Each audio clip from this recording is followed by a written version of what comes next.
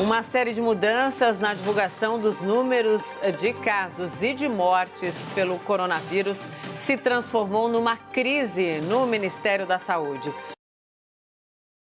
Primeiro, o Ministério decidiu excluir o total de mortes e de casos confirmados, informando apenas os dados das últimas 24 horas. Depois, fez ameaças de sonegação de dados. O Ministério Público exigiu explicações. O governo divulgou os números e pouco tempo depois corrigiu a informação que tinha passado. O primeiro tema do debate de hoje é: o governo pode estar manipulando os dados da pandemia? Tudo errado essas perguntas. Os nossos debatedores são Augusto de Arruda Botelho, advogado especialista em direito penal. Olá, Augusto, boa noite. Boa noite, Mona Lisa. Boa noite, Caio. E Caio Coppola, bacharel em direito e comentarista político. Olá, Caio, boa noite. Boa noite, Mona Lisa. Boa noite, doutor Augusto. Boa noite, espectador da CNN. Suas primeiras considerações, então, Caio, por favor. Ótimo. Bom, o governo federal está manipulando os dados da pandemia, né? A pergunta do debate de hoje ela é capciosa, porque no seu significado aí mais corrente, o verbo manipular, ele traz a ideia de alterar, até mesmo de adulterar ou de falsear. Quando se fala, por exemplo, as eleições na Venezuela foram manipuladas, a ideia que se passa é de que houve uma fraude eleitoral.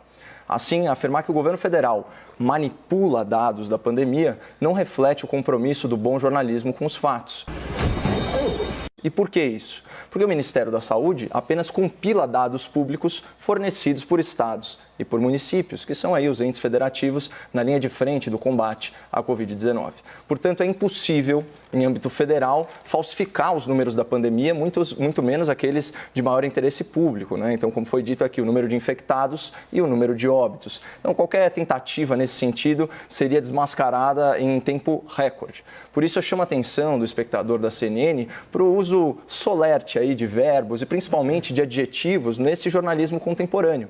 Afinal, linguagem é uma forma de expressão política e tem o condão de enviesar e até mesmo de manipular, aqui sim, a opinião pública. Bom, feito esse breve esclarecimento para trazer mais racionalidade ao debate e tirar a discussão aí do campo da narrativa política, vamos tratar dos fatos sem paixão partidária, né? O enunciado desse debate mencionou a mudança drástica, né, nos números divulgados pelo Ministério da Saúde no último domingo, assim como a opção da pasta por privilegiar as informações das últimas 24 horas, isso em detrimento do total acumulado de contaminados e de óbitos confirmados pelo novo coronavírus. O enunciado poderia também ter agregado outra crítica muito pertinente, né, que é a mudança de horário na divulgação dos dados compilados, né? Antes eles eram veiculados às 17 horas, no segundo momento às 19 horas e agora por volta aí das 22 horas. Então, vamos endereçar cada um desses pontos, né? Em nota oficial, publicada hoje, o Ministério da Saúde informou que corrigiu duplicações e atualizou os dados disponibilizados pelas secretarias, especialmente de 2 estados,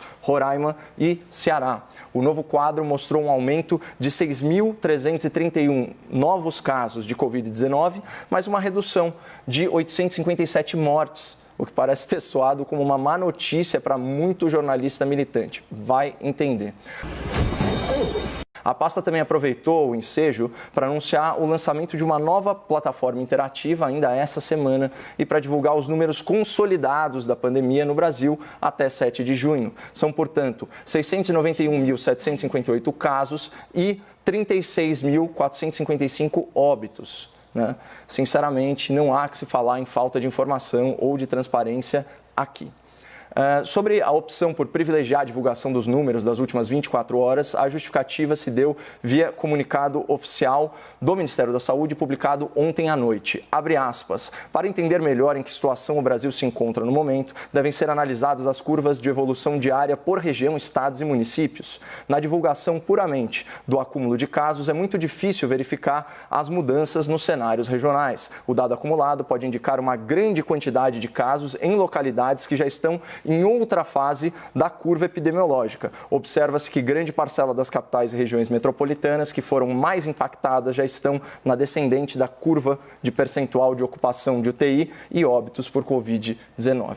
Bom, nesse mesmo comunicado, o Ministério da Saúde anunciou que, abre aspas, disponibilizará às terças-feiras um boletim baseado na semana epidemiológica, né, que vai de domingo a sábado, que serve como padrão para comparação de dados e acompanhamento da evolução da dinâmica da transmissão da doença. Então, assim, não há dúvida, né, que as informações mais relevantes, isso do ponto de vista da saúde pública, são o acompanhamento das últimas 24 horas e essas comparações entre as semanas epidemiológicas. Os dados acumulados, eles têm uma finalidade muito mais de registro, mas eu, particularmente, não vejo motivo para não incluir nessa interface o número total de casos e óbitos confirmados, ainda que com menor protagonismo. Bom, finalmente a gente chega na questão do horário de publicação, né, desses boletins diários do Ministério da Saúde. A justificativa oficial para o adiamento dessa divulgação é plausível, né? Diz também o Ministério em nota, abre aspas, a adequação dos horários de divulgação dos dados é parte da estratégia da obtenção de informações mais precisas.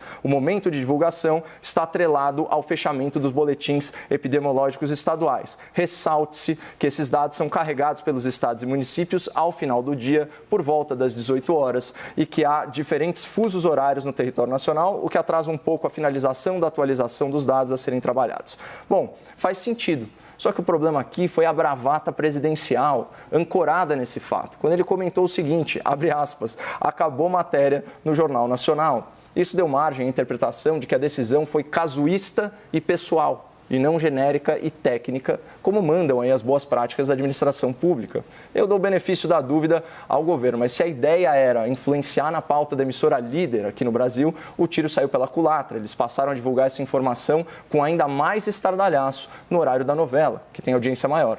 Mas percebam que, mesmo com essa provocação indevida por parte do presidente, a polêmica e a repercussão, elas são muito desproporcionais à realidade dos fatos. Porque todas as informações sobre a pandemia, elas continuam públicas. E é o que tudo indica. A comunicação tende a melhorar nos próximos dias em termos de dados relevantes aí para a análise epidemiológica. Essa é a real situação.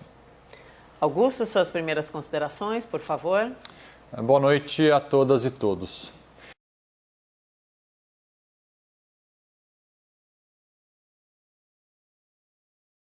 Uma pesquisa realizada pela Fundação Getúlio Vargas em 2017 apontou que o Brasil é o 8º país no ranking mundial de divulgação de dados da administração pública.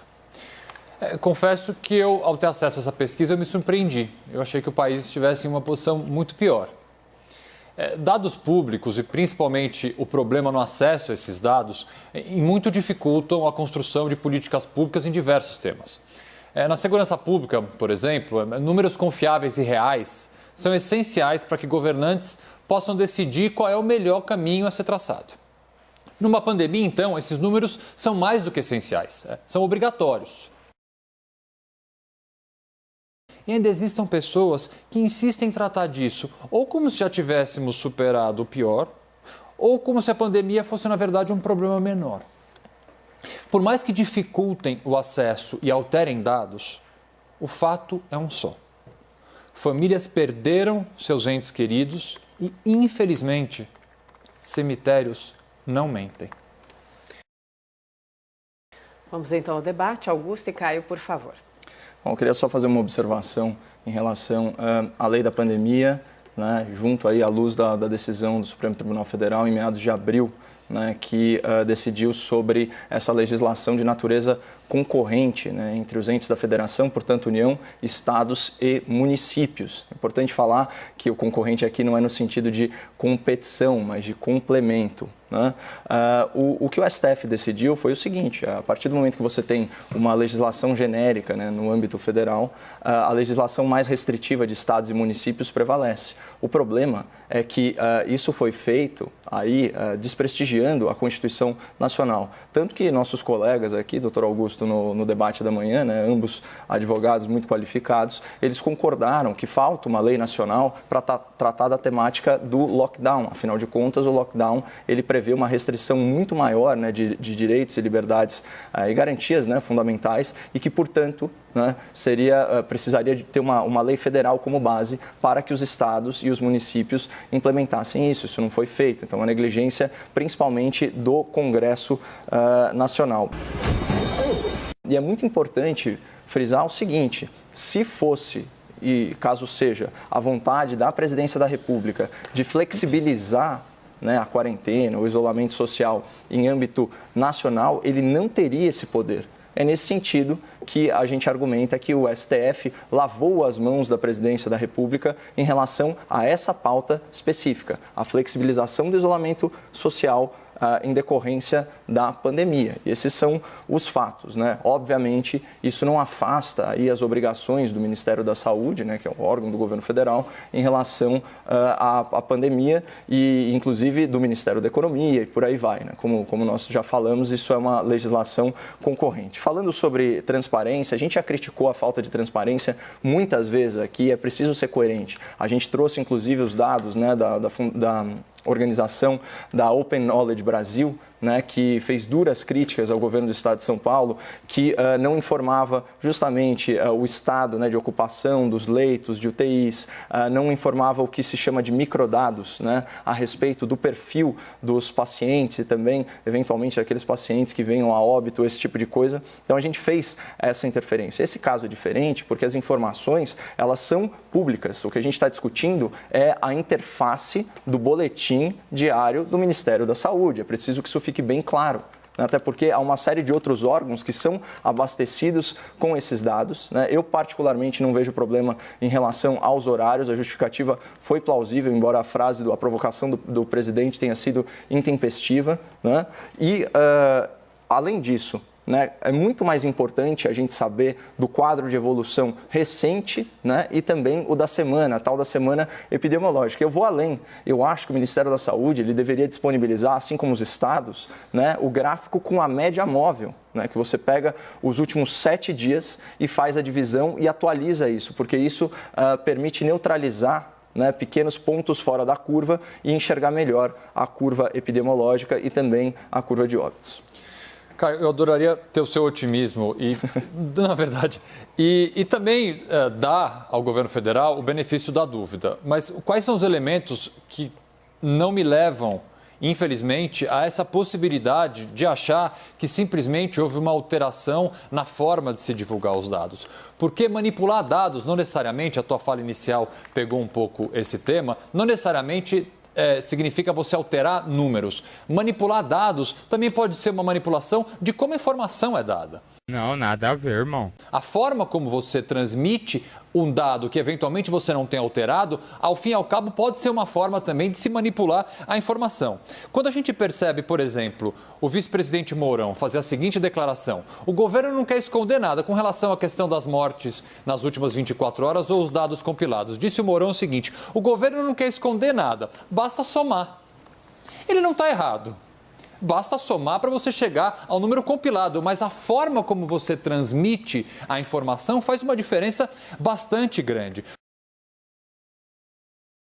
Que dados você disponibiliza, que dados você omite, é sim uma forma de mascarar, de manipular dados que tem que ser de forma mais transparente possível divulgados para a população. A minha crítica é simplesmente com a escolha da linguagem, né? Manipular, como eu disse na minha fala inicial, ele traz muito mais essa ideia, né, na interpretação corrente de uma coisa adulterada, de uma coisa falseada, né? Como foi o exemplo que eu dei das eleições venezuelanas, em que há uma discrepância de pelo menos aí 1 milhão de votos, né? Isso segundo a própria empresa responsável pela contabilização desses votos. Mas enfim, voltando aqui, eu consigo sim admitir a margem aqui no debate para a gente falar numa manipulação em sentido de omissão, né? Vamos dizer assim, né? Uma manipulação por omissão. E o que a gente mais percebe nesse caso é uma má vontade extrema, né, de setores da mídia em divulgar a situação real como ela de fato é. Você vê que a gente fica com a impressão de que existe um desgoverno absoluto no Brasil e que nenhuma providência está sendo tomada e um elemento, isso eu queria chamar a atenção do espectador da CNN, um elemento que é muito importante a gente observar é o mercado, certo? Como ele que precifica a questão da pandemia. A gente teve uma queda aí sem precedentes no valor do dólar, né, que já está abaixo, chegou a ficar abaixo aí dos R$5. A gente teve um aumento na Bolsa de Valores e o mercado não tem ideologia, né?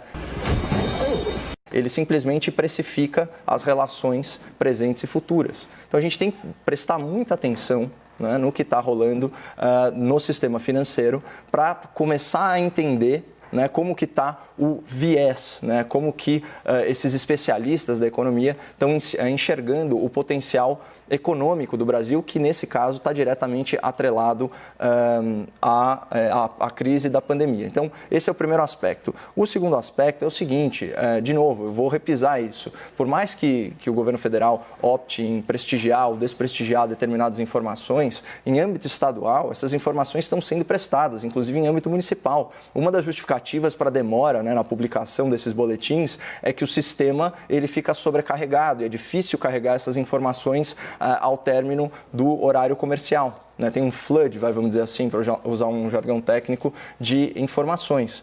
Então, você também mencionou a questão do aplicativo. O aplicativo do SUS tem mais de 5 milhões de downloads. Então, essas informações elas já existem, principalmente para aqueles profissionais que são responsáveis aí em âmbito regional, né, a tomar as decisões acerca da pandemia, que, como a gente falou aqui, ela é dinâmica e ela é regionalizada. Né? Cada setor, cada região do Brasil tem características muito próprias, como bem observou o próprio boletim do Ministério da Saúde, ao dizer que há algumas capitais, regiões metropolitanas, que percentualmente elas já estão com a sua capacidade de UTIs com certa folga. É o caso, por exemplo, da capital aqui de São Paulo. Né? A gente observou isso. A partir do momento em que houve parcerias com o sistema privado, né, com os hospitais particulares, a situação aqui ficou muito mais tranquila e a gente pôde, inclusive, falar em termos de flexibilização sem grandes tabus. Né? E eu também queria chamar a atenção do espectador da CNN. A gente fala muito na parte da economia, né? Então na bancarização daquelas dezenas de milhões de pessoas para o auxílio moradia. Eu não canso de elogiar aí o trabalho do Dr. Augusto nesse debate, de trazer para o espectador da CNN aqueles dados alarmantes sobre famílias de alta renda que estão fazendo uso indevido, chega a ser criminoso, né, desse benefício. Mas além disso, então, além dessa parte econômica, desse auxílio e de programas aí, pelo que tudo indica, de renda mínima para ajudar as pessoas nesse momento difícil, também o Ministério da Saúde ele já investiu diretamente em estados e municípios, eu estou vendo aqui, 1,1 bilhão de reais. Isso só para custear leitos de UTI. Né, em termos de equipamento de proteção individual, a gente está falando de compras na ordem de 90 milhões de unidades. Né? Então, aventais, máscaras, aquela máscara N95, esse tipo de coisa. Então, assim, já são 7.764 leitos de UTI, isso distribuídos aí por todos os estados desde o início de abril. Então, tem muita coisa que está sendo feita e para pegar carona aí na tua argumentação, doutor, por uma questão de manipulação por omissão, essas informações elas estão sendo, vamos dizer assim, poupadas do grande público.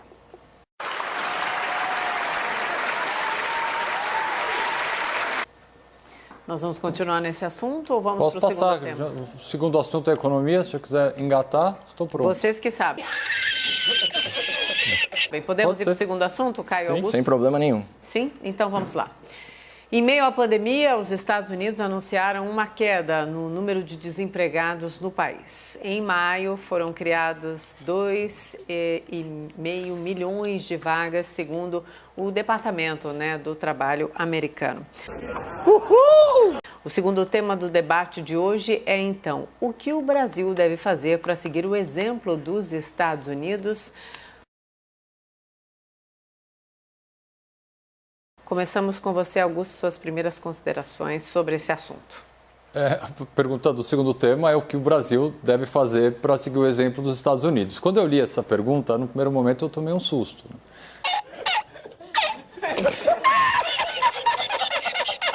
Porque, convenhamos, atualmente os Estados Unidos é um país que o exemplo deve ser seguido com, no mínimo, assim, digamos, cautela.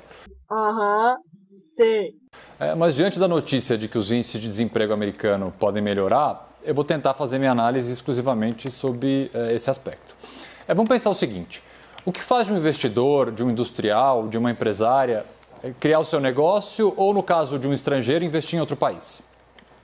Oportunidade, certamente é uma das razões. Um mercado mais favorável e propício para determinado ramo econômico é outro. Mas certamente é um critério de extrema importância. A segurança e a estabilidade. Mas para que esse cenário seja possível, é essencial que o país faça reformas. Uma reforma tributária, por exemplo, é essencial. É importante também que se consiga criar e apresentar um plano de crescimento.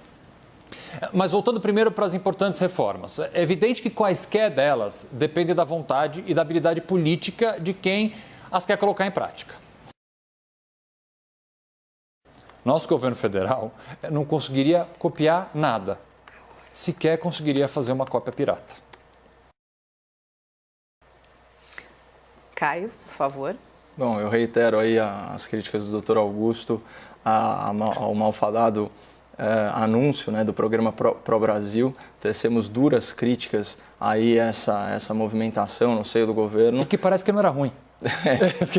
Enfim, mas que não poderia jamais ter sido anunciado sem a presença do ministro da Economia, que mais tarde, né, mais para frente no calendário, o presidente falou como o principal responsável pela economia no Brasil. Acho que eles já acertaram um passo nesse quesito. Mas falando um pouquinho, eu peguei, durante a sua fala, doutor, eu peguei aqui os números atualizados, né, só para não ficar com informação imprecisa aí para o espectador da CNN. De fato, o dólar foi cotado aí a R$ 5,84, perdão, e com 3% de aumento na Bolsa de Valores, né? Então aí em 97 mil pontos, ensaiando chegar em 100 mil pontos, né? Então você já tem o índice da B3 aí subindo e, como eu disse, é o mercado precificando. Isso é muito, muito importante, porque é auspicioso quando você tem o mercado financeiro já estabelecendo aí uma postura mais otimista em relação à economia, que está, como eu disse, muito atrelada à questão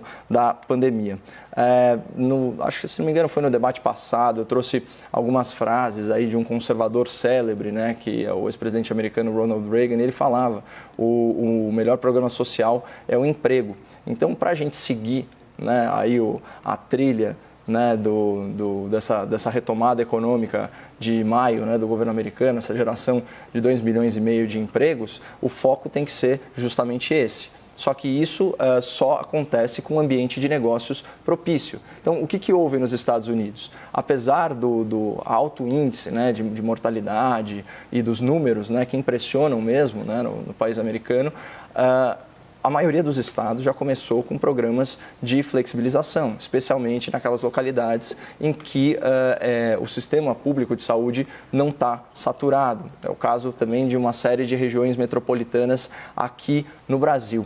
Vocês vão lembrar daquele episódio, né, em que o presidente da República ele levou ao presidente do Supremo Tribunal Federal uma comitiva, aí, uma coalizão de indústrias representando 13 segmentos na ordem aí de 45% do PIB da indústria, né? Então, ali havia mais de 250 bilhões de reais em impostos, né? E uma quantidade absurda de empregos representados, né, na ordem aí de 30 milhões. E o que eles alertaram, né, essas lideranças políticas e judiciárias nacionais, era sobre a crise de demanda. Né? Não adianta você ter a indústria taxada como uma atividade essencial e, ao mesmo tempo, o comércio fechado. Porque aí, obviamente, o mercado ficava desaquecido e não havia mercado consumidor para essa indústria, além, obviamente, do mercado de exportação, que em muitos casos também, por causa da pandemia, que é global, está muito prejudicado. Então, essa questão de como gerar esses empregos não tem muito segredo. É a flexibilização do isolamento horizontal onde isso for possível. E onde isso é possível, né, no meu entendimento, são nas localidades em que o sistema público de saúde, ou o sistema de saúde em geral, né, lembrando que a lei da pandemia autoriza o uso, inclusive forçado, né, da estrutura particular para atender aos casos. Né, e não tem muito como a gente fugir disso. Se não flexibilizar o isolamento horizontal, não há retomada da economia. Não havendo retomada da economia, não há retomada do emprego. As famílias vão se pauperizar e a gente entra num ciclo vicioso que vai na contramão, né, do otimismo do mercado, ao contrário do pessimismo do Dr. Augusto. Já estamos nos argumentos finais. Então vou falar nos argumentos finais um pouco otimistas. Isso aí, vamos lá, começando então com você, Augusto, e depois o Caio, por favor. Eu, quando cheguei aqui na CNN hoje, pude assistir uma informação, uma matéria do ministro Paulo Guedes, dizendo que sim, está em andamento um projeto no Ministério da Economia de fazer algum tipo de renda básica permanente, acho que o nome é até Renda Básica Brasil, alguma coisa assim, que vai entrar em vigor pós-pandemia, mas só o fato de existir uma vontade política do ministro Paulo Guedes, naturalmente também do governo federal, e numa iniciativa desse porte, com essa intenção, e nós que já discutimos a questão da renda básica, com um tipo de renda mínima permanente, é algo que merece aqui nossa atenção e uma palavra de otimismo. Um forte abraço! Para terminar e passar para o Caio, eu terminei na sexta-feira preocupado com o que poderia acontecer durante esse final de semana. Por sorte, houve manifestações, sim, tanto pró quanto contra o governo, mas elas aconteceram dentro de um limite de normalidade, não houve grandes casos de violência, apenas um pequeno problema aqui em São Paulo. Sim. Mas eu fiquei bem mais contente da minha previsão pessimista da sexta-feira não ter se concretizado, espero que ela continue assim.